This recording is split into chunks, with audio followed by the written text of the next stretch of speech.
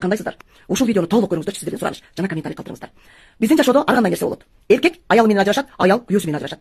Анан ортодо 1ден 6-7ге чейин бала калат. Же эринде калат, же аялда калат, Анан алар экинчи турмуш күтөт. Аял эрге тиет, же болбосо эркек катын алат. Экинчи турмуш курат. Анан ушул жерден булар ичинде арман калып кеткен. Балким чындык, же болбосо ал чындык эмес. Балдарына айтып чоңойтот. Сенин атаң алкаш болгон, сенин атаң жаман адам болгон, сенин атаң караган эмес. А эркек айтат, сенин апаң жалап болгон, сенин апаң сени тууп таштап кеткен, сенин апаң ак сүтүн берген эмес деп.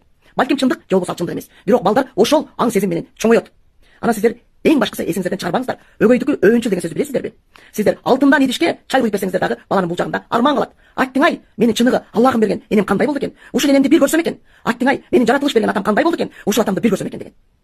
А ошончолук негативди айткандын ордуна балаңыздардын мээрими менен эсептешсеңиздер, балам, сенин атаң жакшы болгон. Болбосо, кызым, сенин атаң энең жакшы адам болгон. Сени ушунчалык жакшы көрчү. Сен үчүн жанын берерге да даяр эле деген сөз айтып чоңойтсоңуздар, балдарыңыздар ошончолук куса болбойт эле. Себеби дегенде чыныгы дүйнөдө дагы, жалган дүйнөдө дагы ар бир бала өзүнүн ата энесин билүүгө укуктуу, укугу бар. Канча жашырасыздар, канча жамандайсыздар. Мен ушул нерсеге таң калдым да. Ушул нерсе менин башымдан мындай жашоодо дагы көп кездешет, башымдан дагы өткөн. Бирок андай кылбаңыздар. Мактап кое бериңиздер. Ал сиздердин балаңыздар денен өсүш керек. Атасы жок болсо дагы атасы жөнүндө жакшы ойдо калыш керек. Энеси жок, энеси алыста болсо дагы энеси жөнүндө жакшы ойдо болуш керек. Ал сиздердин соор иш кылганыңыздар болот. Баланы сиздер ушунчалык чөктүрүп атасыздар. Байкуш бала энеси жок болуп, эне мээримге зар болуп атса, аны дагы ушинтип баскылайсыздар. Энең жалап болгон, энең паян болгон, энең түкүн болгон деп. Байкуш